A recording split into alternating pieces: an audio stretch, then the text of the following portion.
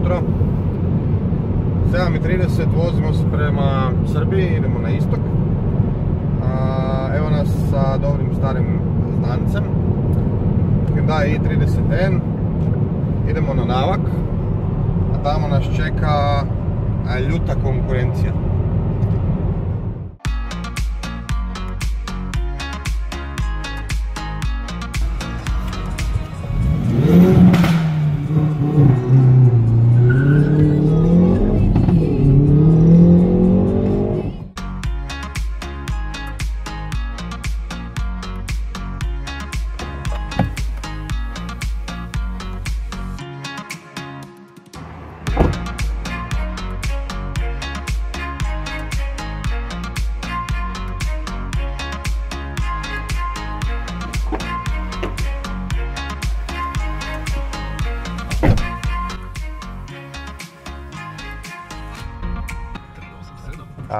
Dakle, putovat bilo kamo u razdoblju između, samo malo da utišemo reklame, u razdoblju između 20.12. i nove godine je, ne, to je fail. To moramo upisati, znači to više nećemo raditi.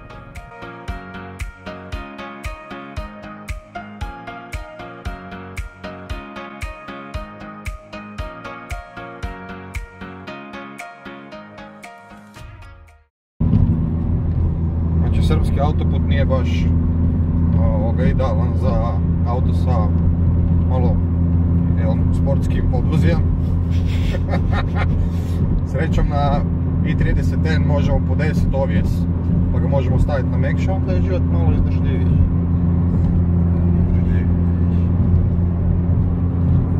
To ću vam tu pokazati. Dakle, odemo na N-Mode, odemo na Custom.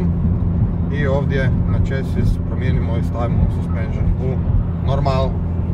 Jer kad ga stavimo u sport, onda malo teže pričamo i onda su malo vibracije jače. Tako da treba takve stvari koristiti.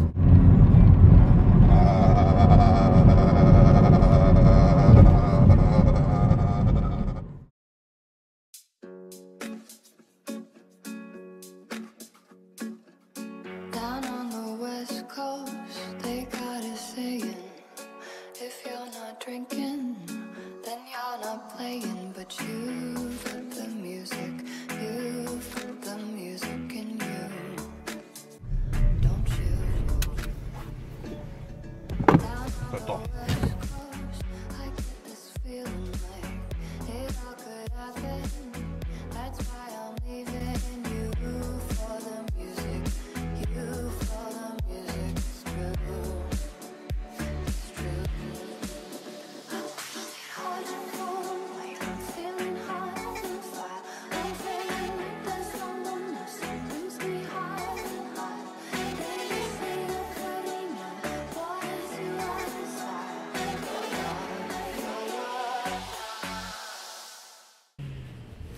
Evo nas, stigli smo konačno na Navak u Srbiju. Nalazimo se na jednoj od tehnološki najsavršenijih staza na ovom prostoru i najvećih za sigurnu vožnju, ispitivanje vozila i tako dalje. A ja sa sobom imam ključ od Civica Type R. Hladno je ko na motoru i nakon 3 sata druženja sa Turcima i Rumunjima na granici jedva čekamo da se sjednemo u auto i da to probamo, međutim imamo mali problem. Mali problem je da ovaj auto ima zimske gume, isto kao i Hyundai i30N s kojim smo došli. To znači da nećemo baš moći isprobati njegove granice, mogućnosti do samih krajnjih granica, odnosno do samih krajnjih mogućnosti, ali vidit ćemo od čega je sastavljen auto. Ajmo pogledati prvu stvar, a to je motor. Vidiš? Kak je hauba iskočila, kuži se da je, pa ovo su lagani materijale, kod da je napravljeno od recikliranih ovih limenki. Znači, pod poklopcem je 2.0 turbo sa 320 konja. I ima Vitek osovljen, znači onaj nekakav Vitek stari, ta stara magija je tu. međutim Vitek je samo na ispušnoj osovini kako bi se lakše pokretao turbo, odnosno kako bi turbo imao više zraka. Slično kao i Hyundai, Honda Civic Type R ima šperu, odnosno samo kočni diferencijal. Međutim, za razliku od Hyundai nije lamelna špera u ovom pitanju, nego je torque sensing špera, odnosno špera sa vičanicima. Šta to znači? To znači da je uglađeno radi, da ne hvata, odnosno da nema toliki brutalni napad. Za razliku od Hyundai, ovaj auto ima 4-klipne kočene čeljusti, Hyundai naprijed ima samo 2-klipne kočene čeljusti i ima puno više aerodinamike. Među nama mislim da ova aerodinamika je više marketinški trik nego što stvarno radi, jer za ovu visinu poduze teško da mogu dobiti nekakav downforce, oni tvrde da ga imaju, pa ajde, i mi ćemo reći da ga imaju. Zima je, ajmo se voziti.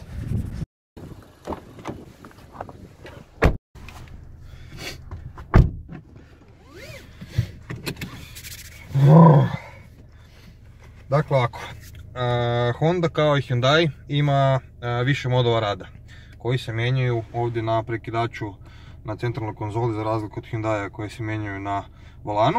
Imamo Comfort mod, imamo Sport mod, imamo R Plus mod. Slično kao i kod Hyundai, razlika je u težini upravljača, u ovjesu, u radu pogona i naravno u mapi goriva i tako dalje i tako dalje. Kod promjenu R Plus mod mijenja se i rad moda ESP-a. Mislim da će nam to biti malo problem zbog ovih guma, ali svejedno vidit ćemo. Ovo je auto, broj šasije 7629 i među prvima je u Europi. I za razliku od američkog modela, ovo ima 320 konja. Crveni upravljač, crveni sicevi, crveni pojas, sve je to onak fora. Sa infotainmentom se nećemo zamarat, jer su ga mnogi popljuvali. Nama nije interesantan. Volan. Volan u Comfort modu je odličan. Znači lagan, precizan, sve super, auto jako dobro reagira. Stražnji kraj jako dobro prati cijele inpute. Dok je u sportu tako, nešto je oštriji, nešto je bolji. U R Plus mi je ipak pretežak, mrvicu mi je pretežak. Razlog za to je najvjerojatnije što su u Hondi htjeli da ovaj auto bude precizna katana, a ne sjekira, i da se s tim autom morate filigranski igrati, da točno znate što radite. Nema puno korekcija, nema puno nekakvih inputa i samim time kako je volan teži, ta jedna odluka za zavoj je jedna, nema tu nekakvih mrdanja kroz zavoj. Volio bi da je nešto lakše, da se ne moram upirati toliko u volan da ostanem sjediti u sjedalu, nego da mogu to sve skupa raditi s rukama. To je jedna od zamjerki koja recimo na Hyundai se može podesiti. Uđete u custom mod, jednostavno stavite da je volan nešto lakši i super. I u Hyundai isto u N modu je pretežak taj volan. Što se tiče ovjesa, ovjes je mekše podešen. Jako je auto fluidan, puno je mekše napravljen, odnosno puno je tečniji od Hyundai-a. Hyundai daje tu nekakvu agresivnu notu. Sa Hyundai-em kad se poigravate, kad ulazite u zavoj, imate osjećaj da on diže tu zadnju nogu u zrak. Svaki put kad uđete unutra, u zavoj, unutarnji zadnji kotač počne, odnosno imate tu neku svoju frekvenciju, malo se digne gore.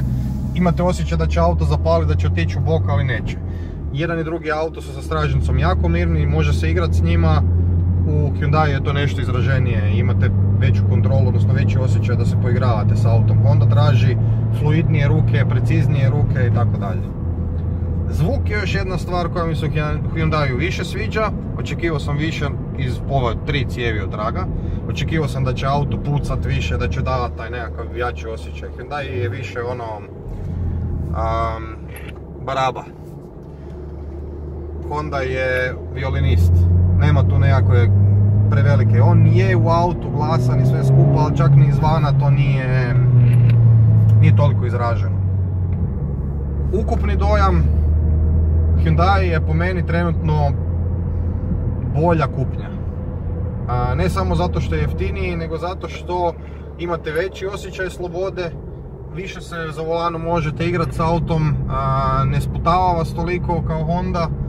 i na kraju krajeva iznutra ima grijanje siceva, elektropodesiva sjedala i tako te neke sitnice koje će vam biti u svakodnevnom korištenju 90% vožnje auta bolje, jednostavnije, upotrebljivije i tako dalje.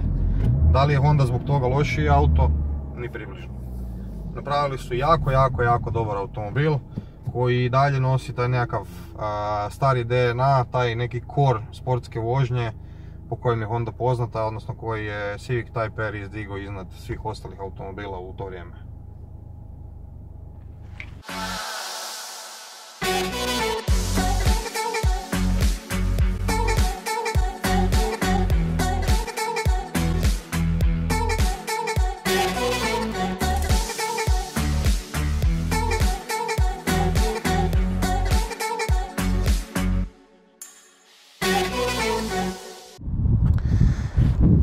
Skuplje, jeftinije. 3 puta smo radili drag race, 3 puta je Honda bila brža, s tim da je Hyundai jednom bio brži sa starta, znači imao je bolju trakciju jednostavno. Nismo mogli napraviti usporedbu klasičnu na stazi da vidimo koji je auto bolji jer na zimskim gumama to nema baš previše smisla i trajali bi otprilike jedan krug. Ono što je zanimljivo, ono do čega smo zapravo došli, do kojeg smo zaključka došli je ako želite brzi auto za svaki dan, onda je to Hyundai. Isplativiji je, nije toliko upadljiv, ima nešto agresivnije postavke ovjesa i tako dalje, možete se s autom puno više igrati. Ako želite biti brzi na stazi, onda je to Honda Civic Type R. O izgledu opet nećemo previše komentirati jer bi tu mogli pričati jako dugo i uglavnom negativno, jer meni se ovaj auto i dalje vizualno ne dopada, mislim da su pretjerali, mislim da su otišli predaleko. S druge strane, fluidna je, možete s njom voziti čiste putanje i zahtijeva od vozača nekakvu samu kontrolu, odnosno zahtijeva onog školovanog vozača koji je puno precizniji i puno više pazi na detalje. Hyundai će više dati osjećaja nekakve brzine, više će vam dati nekakvog uzbuđenja, Honda će taj osjećaj smanjiti na uštrb vremena. To je otprilike to. Iskoristili smo dan do kraja i vrijeme je da se vratimo nazad, idemo se opet družiti s Turcima i Rumunjima na granicu. Bok!